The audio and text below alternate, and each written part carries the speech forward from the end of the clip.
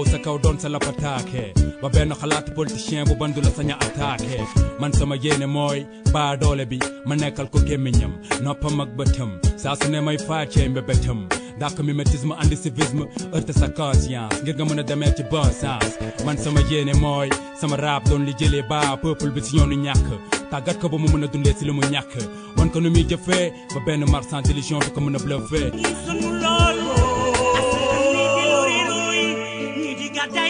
Mesdames, Mesdemoiselles, Messieurs, bonjour et merci encore une fois de suivre votre émission Objection. Vous nous permettez, avant de démarrer, de rendre hommage à un cousin arraché à notre affection, Babacar Meng, un cousin disponible et au nom de la famille, un grand merci pour tous ceux et celles qui se sont déplacés et prions Allah pour le repos de son âme et que Firdausi soit sa dernière demeure.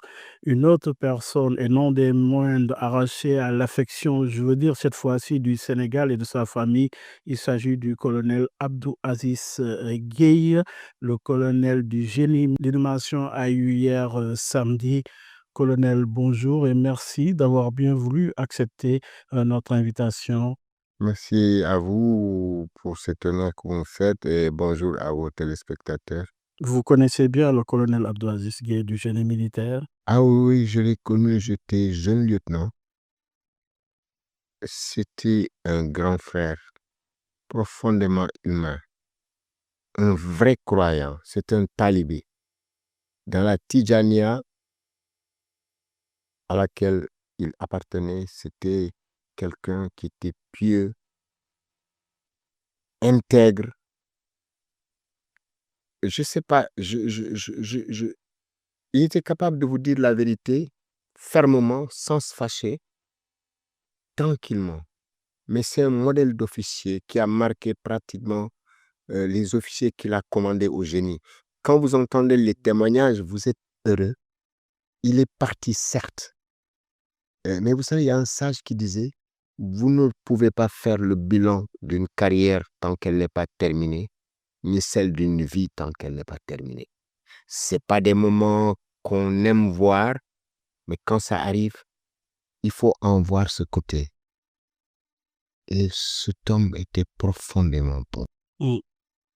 Oui, et son attachement pour le Sénégal est manifeste. Oui, Oui. le génie. Anecdote par exemple, oui. Oui, vous savez, le génie, c'est les gens qui sont partout.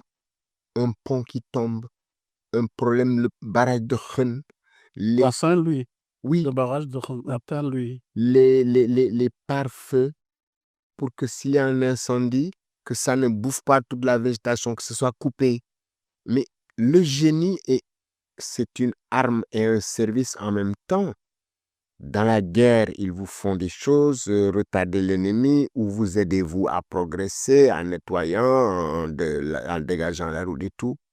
Mais il faut reconnaître qu'ils ont eu beaucoup de grands officiers et leur utilité est indéniable. C'est un peu comme la santé militaire.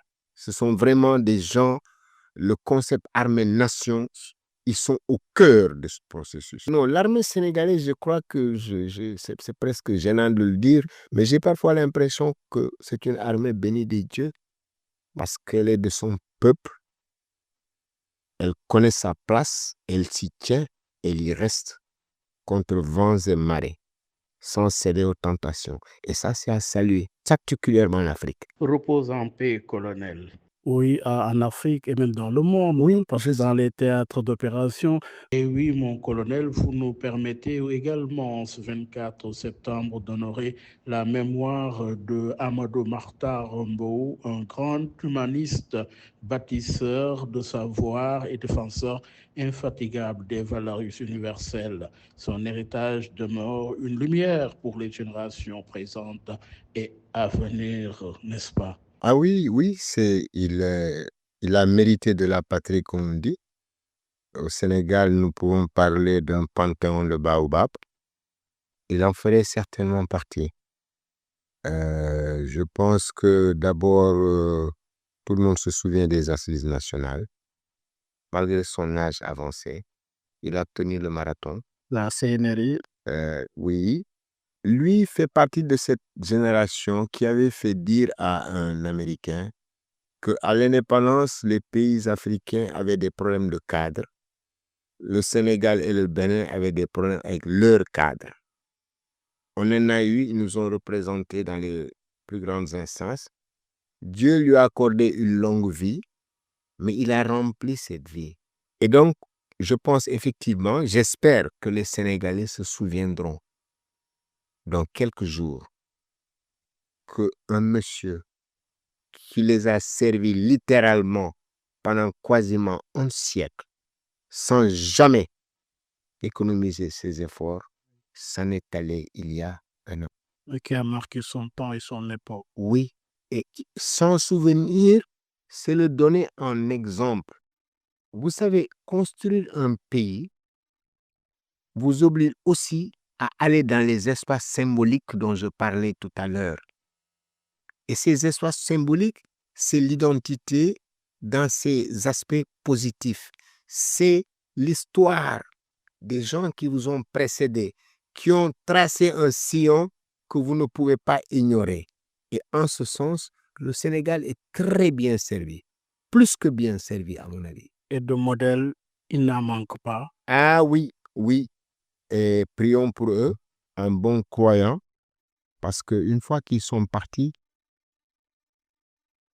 et que ça qu'on peut pour eux, prier le Seigneur, en qui ils ont cru et en qui nous aussi nous croyons. Et lui offrir un modèle à la jeune génération. Exactement, exactement. Paix à leur âme. Et c'est pour rappeler le 24 septembre, nous quitter ce grand homme, Amadou Mokhtar Mbow. Oui, cette fois-ci, avec le président Abdou Diouf, à l'occasion de son 90e anniversaire, oui, un hommage au président, homme d'État, visionnaire et artisan de la démocratie sénégalaise. Le président Diouf, d'ailleurs, que vous avez côtoyé pour avoir été son aide de camp, colonel. Oui, oui, j'ai été son aide de camp pendant 6 ans. Et pendant ce temps, c'est vrai, j'ai vu récemment beaucoup de gens lui rendre hommage. Le président Diouf, je crois que les Sénégalais ne l'ont pas vraiment connu. Quand vous avez un capitaine qui prend le bateau au milieu de l'orage, vous pouvez ne pas voir le capitaine. Quand il a pris le Sénégal, il y avait beaucoup de problèmes. L'enseignement, les états généraux de l'éducation, ce n'est pas pour rien. Les difficultés économiques. Dans les années 80, moi j'étais en France en 83. Au théâtre Philippe Bouvard, qu'est-ce qu'on chantait? C'est les vacances à quelle chance. Cette année, on va se gratter en France.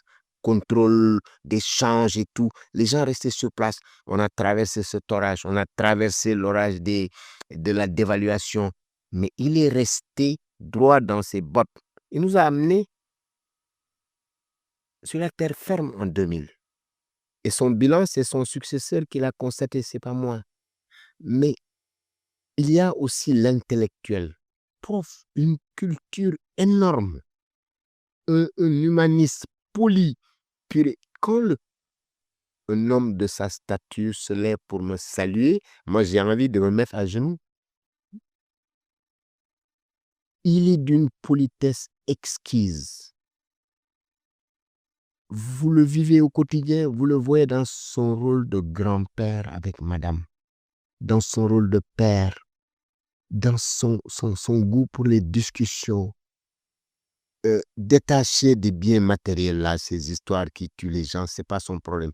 Moi, à un moment, honnêtement, j'ai eu envie de me dire, je pense qu'on peut jurer que ses poches ne connaissent pas l'argent.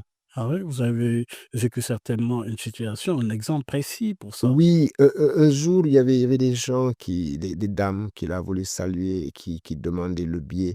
Je leur ai donné un petit billet. Mais quand il s'est retourné vers moi, plus, mais colonel, mais moi-même, j'étais, je sais pas, ému, emporté, je sais pas trop, mais j'étais très surpris. Et c'est un monsieur d'un calme olympien. Il peut vous écouter, sortir les âneries que vous voulez, qui m'auraient fait sur ce thème, mais il est là, il vous regarde stoïquement. Il vous écoute, il remet la tête. Il vous rencontre, il retient vos noms. Moi, j'ai vu des gens qui sont partis le voir, qui étaient de Genève. Ils m'ont dit que un jour, il est venu là-bas, ils étaient debout, bon, ils le voient. mais ils sont étonnés de le voir s'arrêter, les saluer et dire leur nom. Donc, c'est le chef de famille, de père à grand-père, c'est l'intellectuel, c'est l'homme d'État qui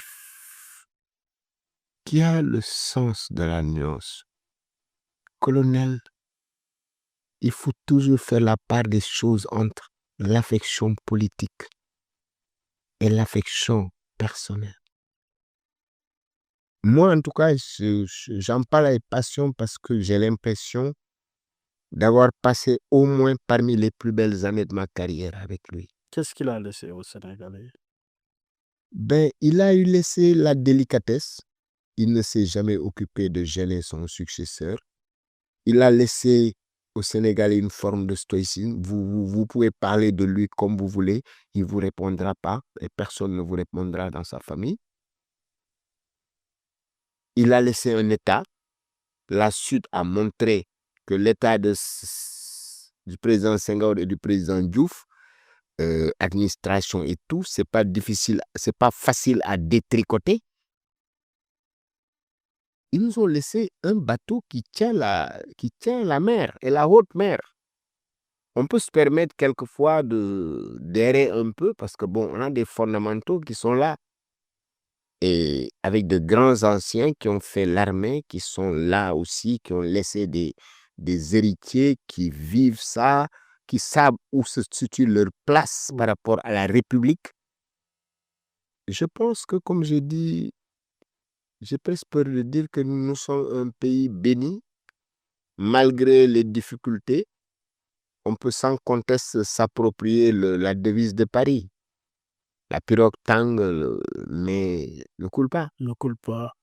En tout cas, joyeux anniversaire, mieux vaut tard que jamais. Et notre cher président. Président Diouf, pour rappeler que vous suivez votre émission Objection, qui reçoit le colonel Babacar Diouf, colonel de l'armée de l'air à la retraite. Colonel, aujourd'hui, sujet prétexte de notre discussion, ce sont les Nations Unies.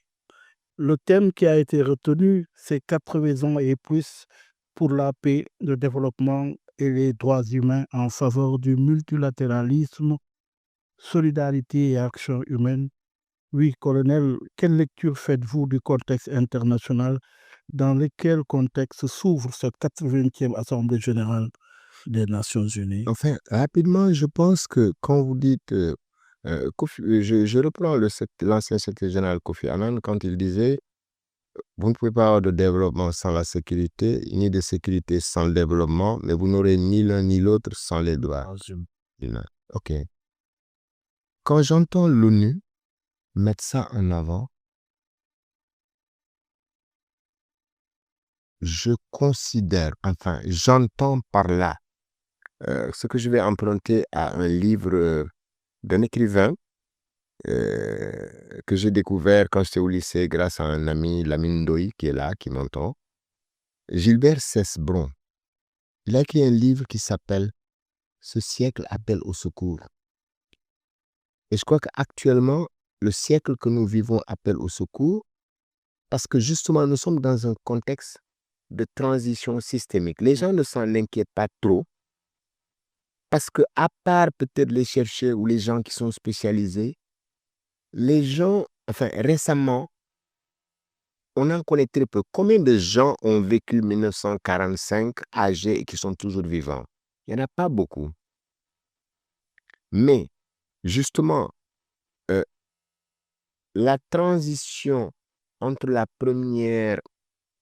premier système internationalisé qui était le concert européen, qui a duré 100 ans, de Napoléon, 1814-1815 à 1914, quand il y a eu la Première Guerre. Généralement, on considère qu'il faut, il y a un fort pourcentage qui est une guerre hégémonique avant d'avoir un nouveau système. On a eu une guerre hégémonique, 14-18, on a voulu créer un système, la Société des Nations, mais très vite, on s'est rendu compte de ses limites. En plus, on a eu une crise économique. Et petit à petit, on est arrivé agression, montée du fascisme, montée de ceci et de cela. Et on se retrouve avec quoi? avec une autre guerre mondiale, donc c'est une autre guerre hégémonique. Donc, cette partie, on peut s'en souvenir. 1986, 87, 88, quand il y avait Reagan et Gorbatchev. Mais ils nous ont réussi une transition, parce que la transition, vous passez d'un système à polarité à un autre système. On est passé de la bipolarité à l'unipolarité, mais presque sans secousse. Et les gens ont vu une continuité, d'autant plus qu'en fait, l'ordre mondial, dont les États-Unis contrôlaient la partie du monde occidental et de leurs colonies et tout ça, face au monde communiste. Mais cet ordre, il doit beaucoup aux Américains et donc ils ne l'ont pas beaucoup changé. Ils ont juste prolongé cet ordre à d'autres zones géographiques. Et l'ONU, quand ils l'ont créé, le président Roosevelt avait dit, oui, mais il ne faut pas qu'elle puisse échapper au contrôle des grandes puissances. Ça, c'est capital. Et donc, aujourd'hui, quand l'ONU dit ça, oui, d'accord, mais d'une part, de quel multilatéralisme parlons-nous? Celui des puissants, le néolibéralisme qui date des années Thatcher-Reagan et qui disait que l'État, c'était le problème, etc. Je me souviens d'une littérature à l'époque, Joël Migdal et autres, qui en réaction écrivaient « Bringing the State Back ».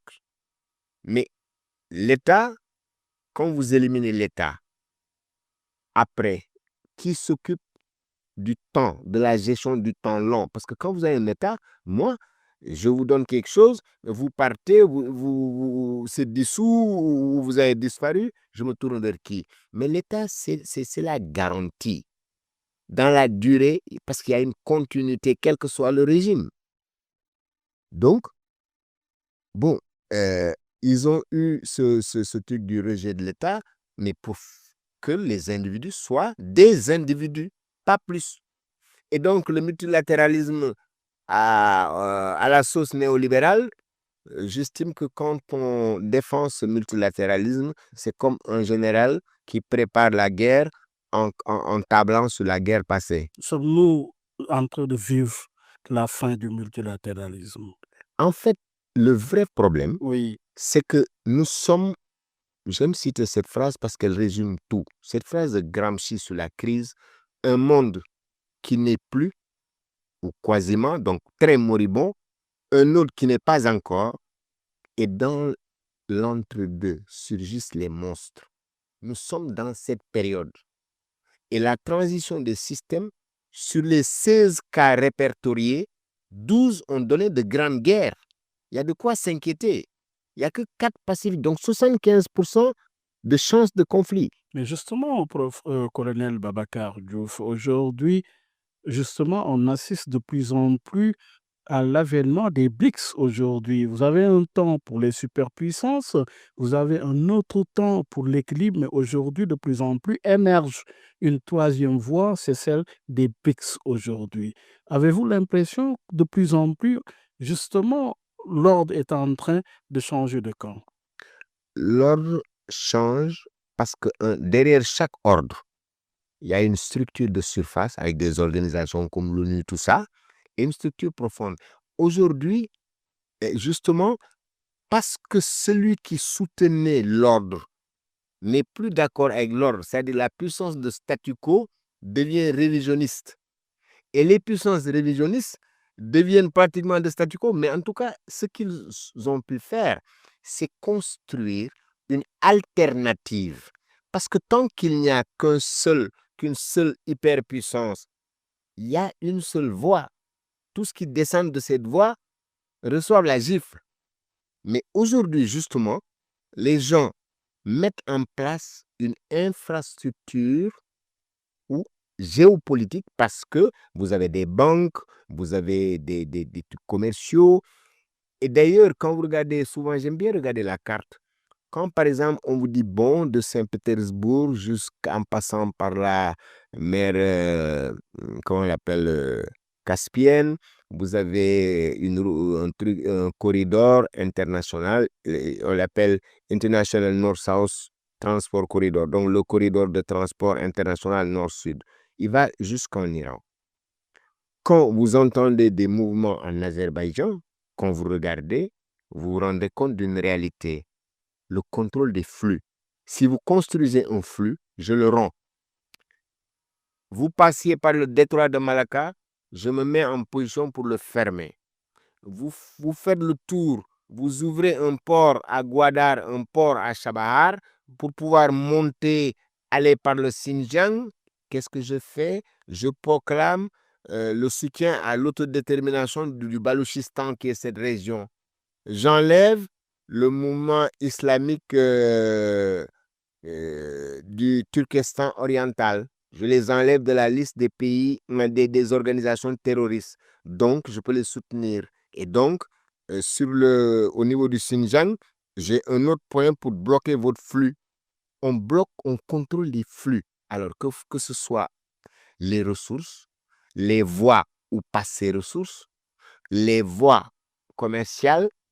En fait, chaque fois que vous contrôlez quelque chose, vous pouvez étouffer un pays. Et c'est en cela que les puissances maritimes étaient puissantes jusqu'à ce qu'on leur réponde par des routes ou des axes qui sont loin dans le continent et donc loin du rivage. Voilà un peu ça à quoi nous assistons. Nous assistons, mais toujours dans le théâtre des opérations, les tensions entre grandes puissances, États-Unis, Chine, Russie, pèsent sur les débats.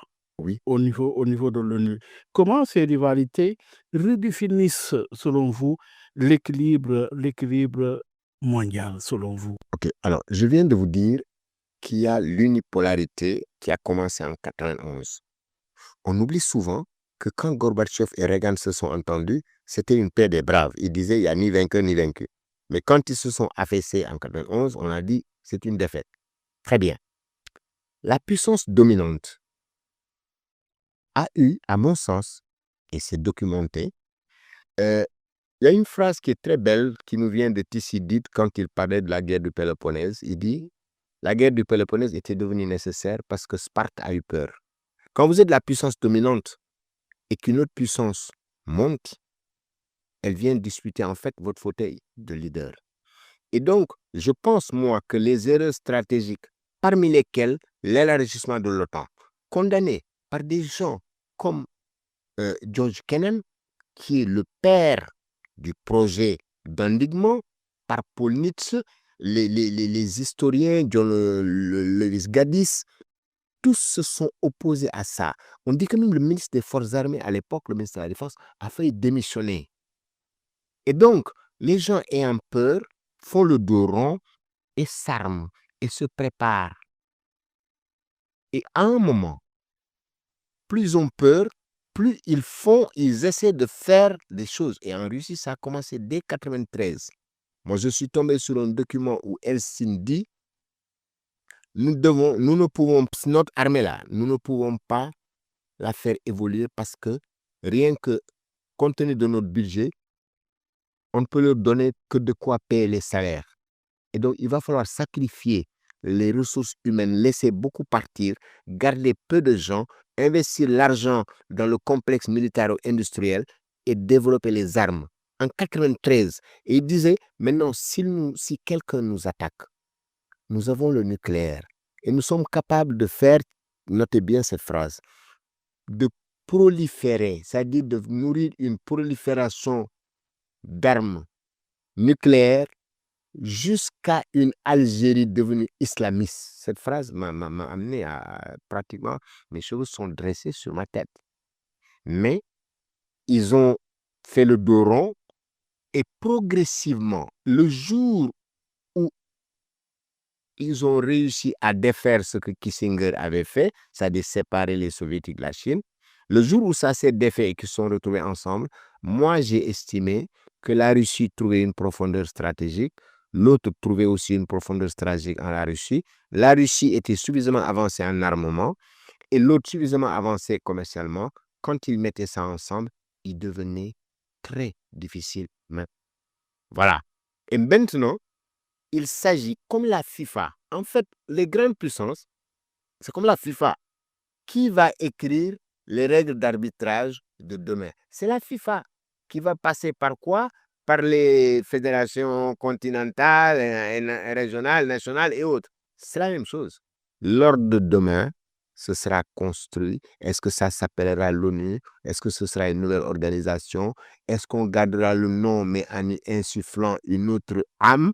Ça, Dieu Et seul le sait. avant de revenir sur la perspective concernant l'Organisation des Nations Unies, parlons justement de la tension sur le terrain avec justement la militarisation à outrance. Je vous prends ici l'exemple du conflit israélo-palestinien aujourd'hui.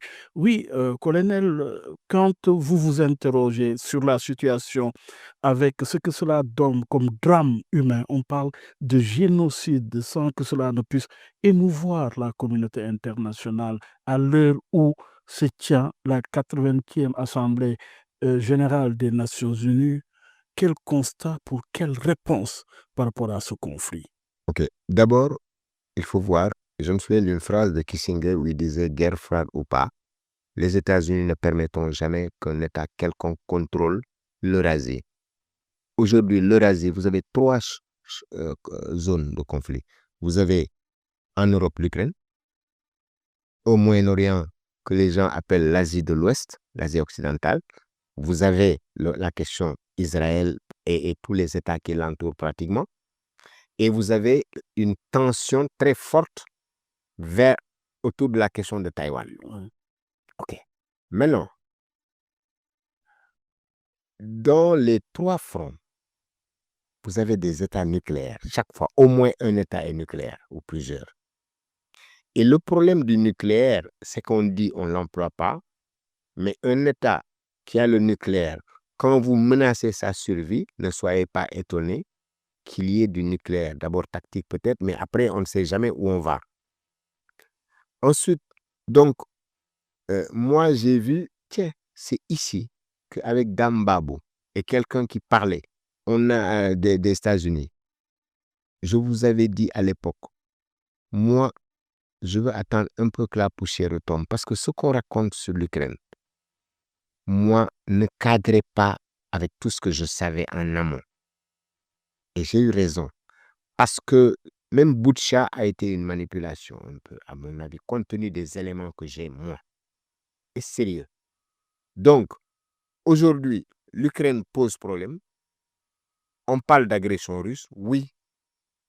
Mais j'aime aussi mettre un bémol en rappelant que la crise des missiles de Cuba, c'était l'Union soviétique qui était allée vers la frontière américaine à 80 km de ses côtes. Ici, c'est l'OTAN qui est à distance très courte de Moscou. Et donc, là, l'escalade, celui qui est le plus prêt à aller loin dans l'escalade, c'est la Russie, parce qu'elle se sent plus menacée, comme les États-Unis l'avaient été avant. Maintenant, quand vous arrivez au Moyen-Orient, là, c'est encore plus grave. Parce qu'au Moyen-Orient, il y a quelque chose sur les fins premières, l'eschatologie. Parce que quand vous avez d'une part des sionistes qui au départ sont laïcs, hein?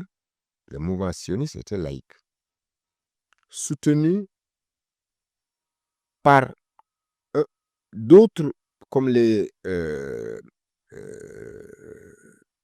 chrétiens, comment on les appelle? Ils ont un nom,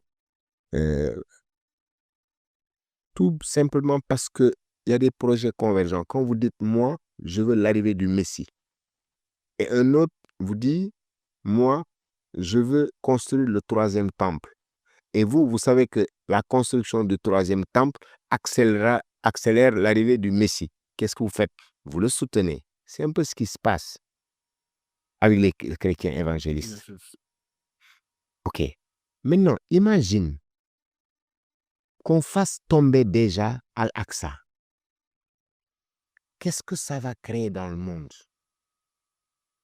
Mais avant d'arriver à ça, il est triste justement de voir le monde qui a assisté à l'Holocauste et qui avait dit plus jamais, et que certains auteurs ont conforté en disant, vous savez, le problème, c'est les gens qui ont laissé faire et qu'on soit justement en train de laisser faire aujourd'hui. Et ce laisser faire, au-delà de la Palestine tout court, qu'on voit tous les gens qui sont maintenant mêlés à ça, les Houthis, l'Iran et tout, mais vous croyez que s'il y a une guerre où si Israël est acculé, qu'est-ce qu'elle va faire? Elle a le nucléaire.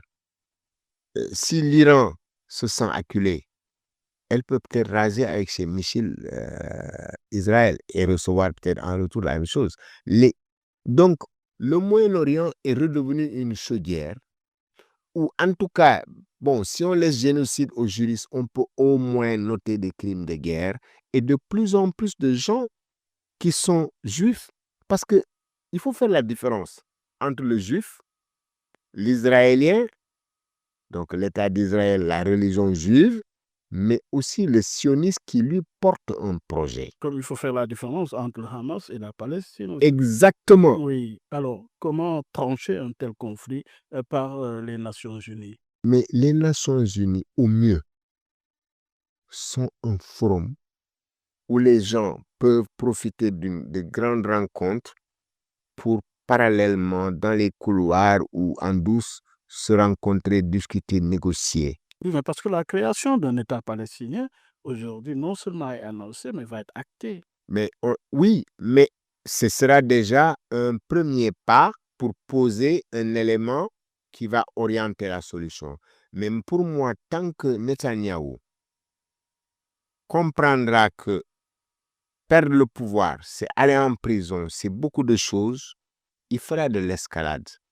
Et ça va être la course vers le précipice, sauf si quelqu'un l'arrête. Mais combien de pays sont capables de l'arrêter? On dit seulement les États-Unis. Non.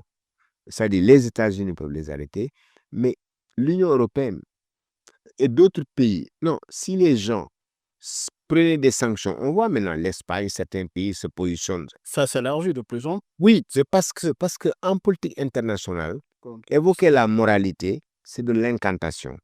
C'est la puissance qui arrête la puissance. C'est parce que quelque chose a un coût élevé que vous y renoncez. Et c'est pour ça que la dissuasion existe. C'est parce que vous dites, mais si je tire mon nucléaire et l'autre tire, mais c'est fini. Donc ça, il faut vraiment que ça reste l'arme de la dernière chance. Et malheureusement, les États arabes, moi j'ai l'impression qu'ils sont en opposition de phase avec leur population. Sur la question palestinienne, au moins. Bon, là aussi, on entend des bruits de fond. Mais pour le moment, je pense qu'ils sont tous à l'affût pour voir le système alternatif que la Russie, la Chine sont en train de mettre ensemble et que dans lequel le système, l'Iran se retrouve par la force des choses, la Corée du Nord se retrouve par la force des choses. Et donc, militairement, il y a une puissance militaire, il y a une puissance économique derrière, surtout que l'Inde, qui jusque-là était courtisée dans le cadre du quadrilatéral pour être un peu contre la Chine, revoit ces choses. Je n'y ai jamais cru d'ailleurs, parce que vous ne pouvez pas dire je suis contre la Chine, je suis prêt à aller avec un autre pays, alors que la Chine est avec la Russie et que la Russie est votre meilleur copain, etc. Donc, mais chaque pays surveille l'évolution de la distribution relative de puissance. Et plus ces nouvelles structures seront en place, banque, vous avez la nouvelle banque de développement, vous avez de plus en plus de choses. On parle monnaie, on échange en yuan.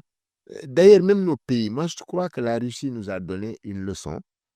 Quand on l'a sanctionnée et qu'elle dit, OK, maintenant si vous voulez quelque chose chez moi, vous ne pouvez plus amener votre monnaie. Vous venez acheter d'abord mes roubles et c'est avec mes roubles que vous achetez ce que vous voulez. Nos pays ne le font pas. Et donc, pour vous, ce conflit risque de ne pas trouver solution à travers cette 80e Assemblée générale. Non, ce sera une bonne chose, mais ce ne sera pas suffisant à mon avis. Ou bien même entraîner la d'escalade. La désescalade ne peut venir que de Netanyahou neutralisé. Et Netanyahou, Ben Gvir, Bezalel Smotrich, on voit Gaza. On ne voit pas actuellement la Cisjordanie. Mais la situation en Cisjordanie, vous ne voyez pas les bombes, mais vous avez des attaques par les populations, des maisons qu'on brûle, des oliviers qu'on déterre. En fait, Netanyahou,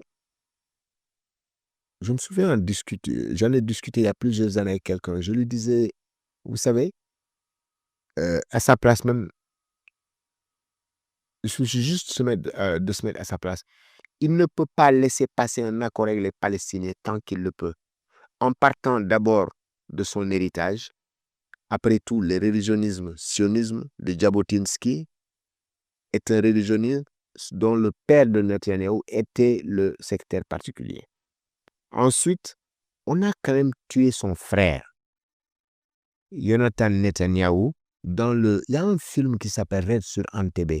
Quand l'avion d'Air France a été détourné sur Entebbe, on a pris les Juifs mis de côté, extra. L'opération commando qui a été montée pour libérer les otages, c'est son frère. C'est le seul mort. Il est mort après avoir réussi son action. Moi, je dis, quand vous avez un frère que vous admirez, qui est dans ces choses-là et qui se fait tuer, ceux à qui vous attribuez la responsabilité, vous pouvez en faire des ennemis à vie. Mais la question, c'est que je pense qu'il est allé un pont trop loin. Oui. D'une affaire qui peut être, oui, famille, et tout. Là, on est passé à quelque chose dont le bilan est de plus en plus effrayant. Et il y a même des juifs ou qui en parlent, qui disent, c'est pas un notre nom. Parce que nous qui avons subi ce que nous avons subi avec l'Holocauste, la Shoah et tout ça, injustice que le monde a laissé faire, nous nous retrouvons aujourd'hui accusés de la même chose. C'est un renversement des valeurs que les gens ne devraient pas laisser Ne faire. devrait pas laisser faire. En tout cas, cette 80e Assemblée générale des Nations unies est en cours. Des résolutions sont attendues. Un sujet aussi d'actualité avec la menace terroriste. Cette menace terroriste, notamment en Afrique, est-ce que vous y attendez des résolutions fortes de l'ONU pour soutenir les pays touchés, justement dans ceux du Sahel? La probabilité ne me semble pas suffisamment élevée pour le moment. Et la raison, moi, je fais partie de ceux qui croient qu'à côté d'un terrorisme comparable à des tas d'autres terrorismes qui ont existé en Europe, avec Brigade Rouge, avec la fraction Armée Rouge, avec l'OAS, etc., il y aura pas toujours du terrorisme quelque part comme une arme pour faire face peut-être à un régime chez eux. C'était ça l'histoire. Le terrorisme aujourd'hui, je trouve qu'à côté de cette petite part, il y a une plus grande part qui me permet de dire que le terrorisme est une arme de puissance. C'est-à-dire aujourd'hui, de la même façon qu'on vous aurait envoyé des mercenaires pour vous déstabiliser, on peut vous envoyer des terroristes. Et je vais vous donner quelques exemples. Qui est le chef de la Syrie actuellement? Sa tête a été mise à prix pour 10 millions de dollars. À un moment, le président Biden, quand il était vice-président, il a dit juste une phrase. Nos alliés, et il a cité 3 pays qui sont au Moyen-Orient, ont donné des centaines de millions de dollars et des centaines de tonnes d'armes aux organisations terroristes. Un des 3 pays nommés a déplacé officiellement des terroristes de la zone syrienne vers la Libye. Et donc, les puissances régionales sont en train de jouer aux apprentis sorciers parce que elles-mêmes, compétissent quelque part pour prendre l'ascendant dans leur région. Mais écoutez, quand vous voyez certains pays, je ne veux pas choquer les pays, mais quand on vous dit qui finance certains groupes au Soudan, qui finance certaines oppositions parfois en Éthiopie, etc., c'est les pays du Golfe, c'est les pays de la zone qui ont de l'argent. Est-ce que nous arrivons à faire quelque chose, nous les Africains? Rien du tout. Et c'est pour ça, moi, je pose notre problème en 2 défis. Lesquels? Le défi intérieur et le défi extérieur, et chacun est particulier. Le défi intérieur, Je le résume toujours avec une phrase de Jean-Jacques Rousseau. Pourquoi l'Union, donc la CEDEAO par exemple, protégerait-elle le souverain, le président de la République, contre les rebelles, la rébellion, les militaires, si elle n'a pas, donc si la CEDEAO n'a pas le même égard pour la société civile face au tyran, au président devenu tyran. Tant que cette question n'est pas réglée, s'attaquer juste aux militaires comme rebelles, c'est juste gagner du temps. Les mêmes causes produiront les mêmes effets en retour. Et le deuxième défi, qui est extérieur justement, c'est qu'en géopolitique, comme en politique, rien n'est donné, tout est acquis. Les Africains, pour pouvoir former le bloc qui peut dissuader d'autres puissances, imaginez juste un exemple.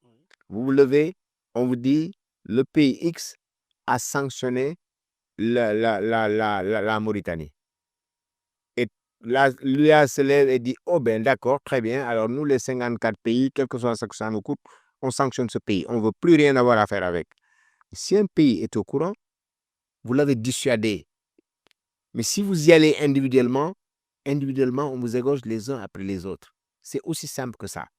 Et donc, mais une organisation se base sur des pays, des États. Et donc, il faut régler la stabilité de nos États. Quand il y a un coup d'État, le problème n'est pas de dire, oui, mais il faut en 4 mois, non. Il faut faire l'état des lieux. Quel est l'état de la constitution dans ce pays? Quel est l'état du droit? Où est-ce qu'on peut amener des réformes et collaborer, fixer une feuille de route afin de pouvoir régler ça. Ce qui fait qu'après, maintenant, ce sont les États qui permettent à l'UA de pouvoir gérer les menaces qui lui viennent de l'extérieur. Oui, mais justement, à ce sujet, colonel Babacar Diouf, oui, dans un monde, vous l'avez souligné, marqué par la prolifération des armes et des drones militaires, comment renforcer le rôle de l'ONU en matière de désarmement et de régulation? Comment? Mais l'ONU n'accueille que les gens qui veulent bien venir là-bas. On avait dans le temps l'INF, les forces nucléaires intermédiaires, c'est-à-dire vous aviez des armes dont la portée était entre 500 et 5500 km. On les avait éliminées. À un moment, Trump a dénoncé beaucoup d'accords. Il a dénoncé ces accords en accusant les Russes de tricher. Et donc, aujourd'hui, ces armes sont revenues. Sans ces armes-là, vous n'auriez pas eu peur en Europe. Mais c'est parce que ces armes reviennent que maintenant, sur 5000, entre 500 et 5500 km, le nucléaire peut sortir, le non-nucléaire peut sortir, surtout l'orechimique qui fait autant de dégâts sans être nucléaire. Et j'ai vu que la Chine aussi semble avoir trouvé quelque chose. L'innovation est le fruit souvent de la nécessité. Et la nécessité, il n'y a rien de mieux que la peur pour la faire naître. Et ils ont eu peur, les États-Unis. Ils ont eu vraiment peur, à mon avis. Oui, parce que les menaces existent aussi. Oui, non, je suis d'accord. Mais non. L'ONU, c'est que pratiquement l'essentiel de ce qui avait été mis en place pour le contrôle des armements. Moi, j'écoute souvent un ancien Marines qui était commandant, Scott Ritter, qui a été de l'équipe qui allait inspecter la Russie pour voir si elle respectait les accords de désarmement, et son bilan était positif, qui s'est retrouvé à un moment en Irak pour voir si l'Irak avait ou non des armes de destruction massive. C'est lui qui le dit, hein. Il dit non, j'ai dit dès le départ que ce n'est pas possible. Ce système, je l'ai monté moi de manière... j'ai voulu construire un système, pas juste un truc de vérification. Et il dit, pour moi, ce système-là, ils ne peuvent pas le percer. Alors, Hein? De ce point de vue, et toujours dans la même dynamique, il y a quand même un élément important à analyser, c'est la cybersécurité, colonel Babacar Diouf, qui est devenu un enjeu central des relations internationales. Avez-vous l'impression que l'ONU a les moyens de faire face à ces nouvelles menaces? Encore une fois, l'ONU peut, si les États veulent faire quelque chose, leur offrir ce plateau pour un accord international que tout le monde prendrait. Mais la cybersécurité, vous savez, aujourd'hui, n'importe quelle personne qui maîtrise cette affaire a juste besoin de son ordinateur ou peut-être même moins. C'est-à-dire, aujourd'hui, nous rentrons dans un domaine qui va être de plus en plus complexe parce que même les types de calculateurs qui deviennent tellement rapides que même votre mot de passe, il ne tient pas à la route pendant un truc. Et donc, c'est le glaive, c'est l'épée, donc, et le, comment on appelle ça encore? Le bouclier, c'est la course éternelle. Le gendarme et le voleur. Innovation, changement, innovation, adaptation, adaptation. Et ce n'est pas la seule menace. Vous parlez de la cybersécurité, mais les drones, vous en avez parlé tout à l'heure. N'importe quel groupe qui a des drones et qui est capable de mettre des bombes dessus peut vous détruire un aéroport, n'importe quoi.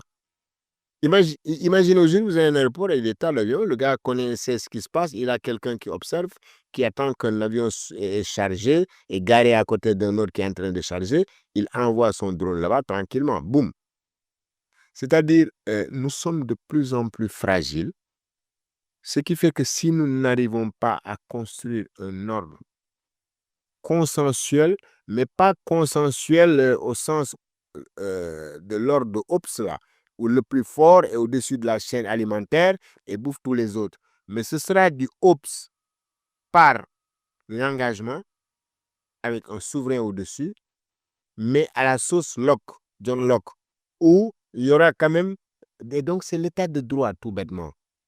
Et quand on arrive justement à construire un système international dont tout le monde voit que la structure de surface, c'est comme si vous dites dans un pays l'appareil idéologique d'État.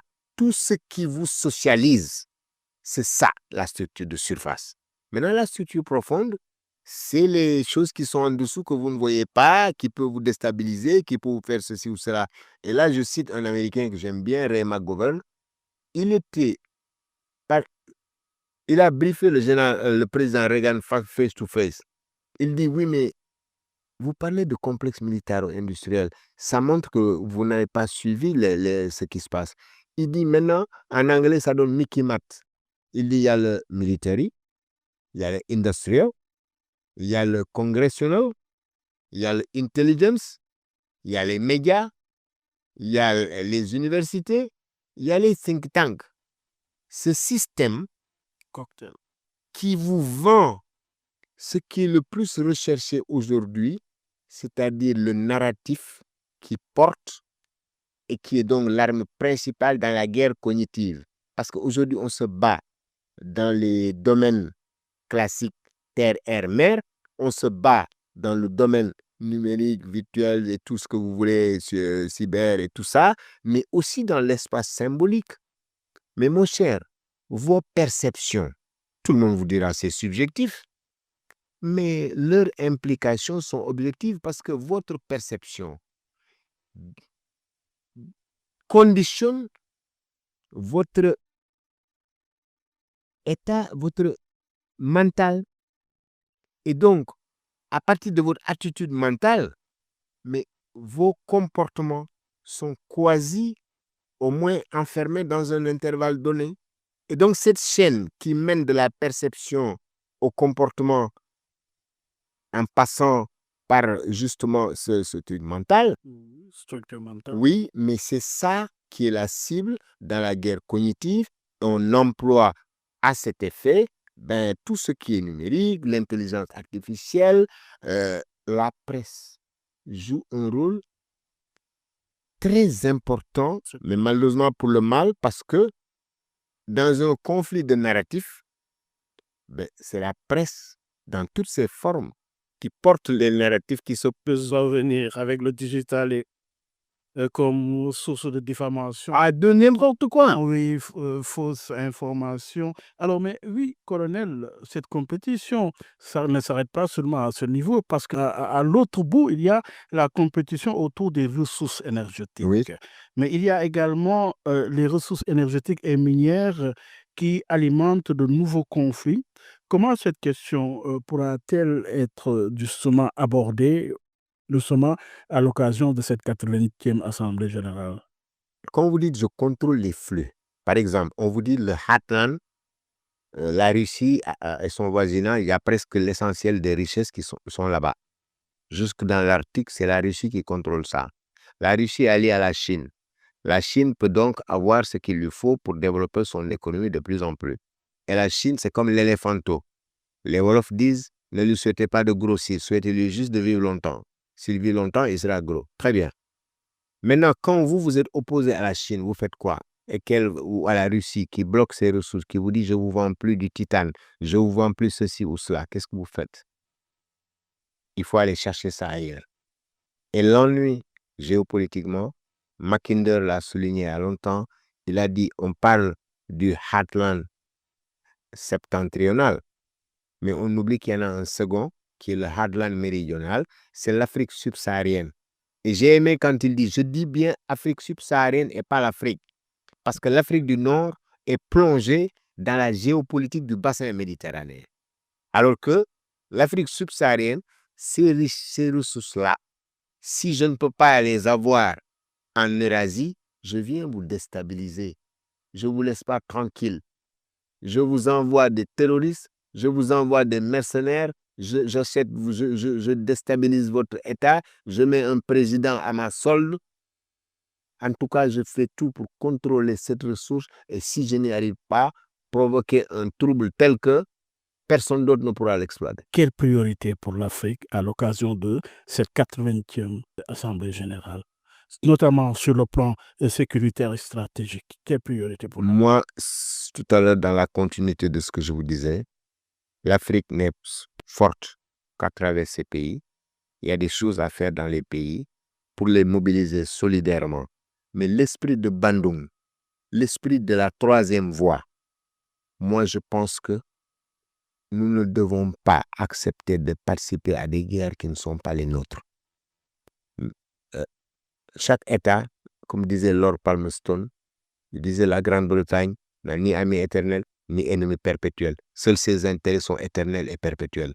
Et donc, l'Afrique a des intérêts, a un retard dans beaucoup de domaines qu'il faut rattraper, mais l'Afrique ne peut le faire qu'en ayant la possibilité de choisir une troisième voie alignée ni à gauche ni à droite, mais faisant des échanges avec les plus offrants. Mais ça, pour le faire, il faut que vous soyez prêts à former un bloc pour que celui qui est touché, que les autres le défendent. Une place au Conseil de sécurité? Ok, moi, j'avoue être mal à l'aise avec le Conseil de sécurité. Je dis pourquoi. Le Conseil de sécurité a deux choses à faire. D'abord, ok, on peut empêcher de faire par le veto. Donc, ok.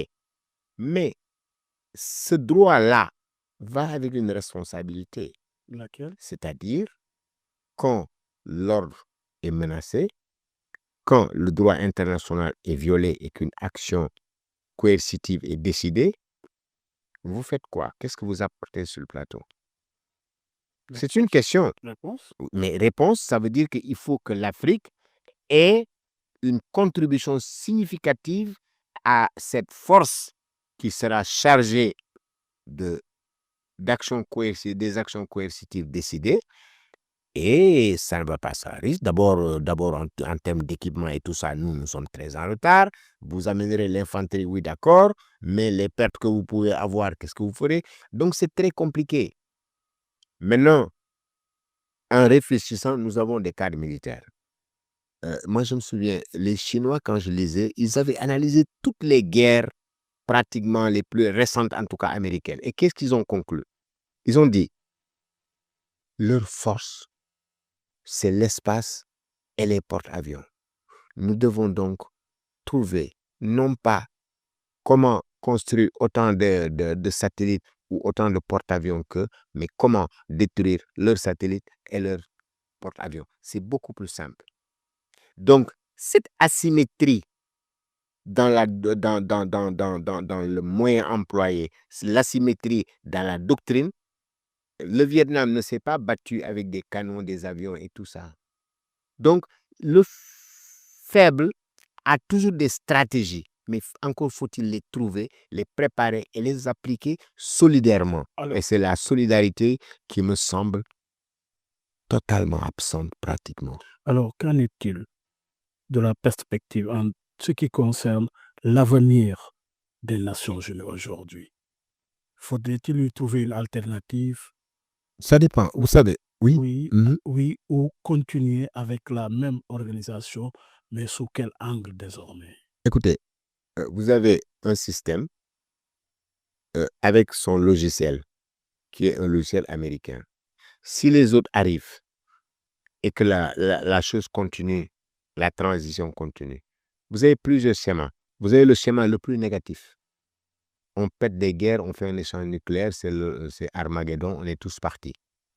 Vous avez l'autre, on trouve un système qui est plus juste. On revient à ce que je disais tout à l'heure, OPS par l'ordre, mais LOC par le logiciel. Entre les deux, vous avez la chien-lit, où on continue à avoir des crises, des méga-crises, des mini-crises, ça et là. Vous avez un consensus qui peut être un consensus entre puissants, donc au détriment de tous les autres. Donc, vous avez vraiment des scénarios qui peuvent arriver.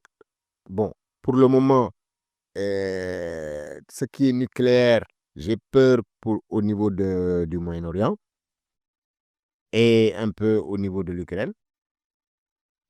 Pour le nouveau système, la Chine et la Russie proposent des choses, mais les grandes puissances, faut pas, les promesses n'engagent que ceux qui y croient.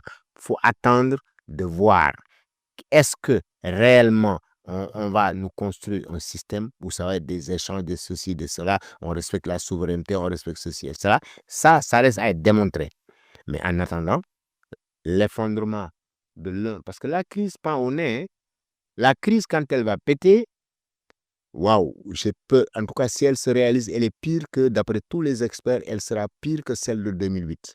Oui, à la place du président Bassirou Diomaye Faye, lors de cette 80e Assemblée générale, quelle doit être la teneur, le contenu d'un discours dans un contexte pareil? Selon vous, à sa place, quel serait le contenu de votre discours? Vous savez, il y a un monsieur qui s'appelle Stanley Hoffman qui avait dit Une minute. avant la fin de la guerre froide, il a dit, les États-Unis sont à un carrefour. Ils peuvent choisir le consensus. Ça va les obliger à revoir beaucoup de choses en eux, mais ça va amener la paix. Ou chercher la suprématie. Et là, ça va être violent. In fine, ils n'auront ni l'un ni l'autre. C'est exactement. Nous sommes à la croisée des chemins où on se réveille et on comprend que ce qui est en train de se faire ne mène nulle part. Et à ce moment, les grands discutent. Mais nous, en attendant, on a quelque chose à faire en Afrique, entre Africains. CEDEAO, toutes les communautés économiques régionales là, qui se sont rassemblées à Dakar pendant 3 jours, j'y étais. Ces communautés économiques régionales plus l'UA doivent revoir les mécanismes. Ça rejoint la deuxième partie du défi. Le premier défi, c'était au niveau des États. Le second, au niveau des mécanismes, pour au moins défendre ce qu'on a quand c'est nécessaire. Merci, colonel. Voilà. Ça a été encore une fois un plaisir. Mais le plaisir est Sur partagé. des sujets d'actualité en profondeur concernant cette 80e Assemblée générale des Nations unies qui se tient du 21 au 26 aux États-Unis, à New York notamment. On y reviendra avec d'autres angles de traitement, d'autres invités pour parler justement de ce tournant important en ce qui concerne l'avenir du monde. Merci de nous avoir suivis. Merci également à l'équipe technique, l'équipe digitale. Au revoir, à dimanche prochain. Gardez l'écoute, vous y êtes et vous y restez. Cette fois-ci dans le cadre de Dianobi avec El Hadji Malick Ndiaye. Merci, mon colonel. Le plaisir est pour moi. Merci infiniment à vous pour l'invitation. Et au revoir. À ce jour. Merci. mbow yu may mbow sa kaw doon sa lapataake ba benn xalaat politicien bu bandu la saña attaqué man sama yéene mooy baa doole bi ma nekkal ko gémmiñam noppam ak bëtam saa su ne may faacee mbébétam dàq mimétisme andi civisme heurte sa conscience ngir nga mën a demee ci bon sens man sama yéene mooy sama rap doon li jëlee baa peuple bi si ñoonu ñàkk tàggat ko ba mu mën a dundee si li mu ñàkk wan ko nu muy jëfee ba benn marchand d'illusion du ko mën a bluffé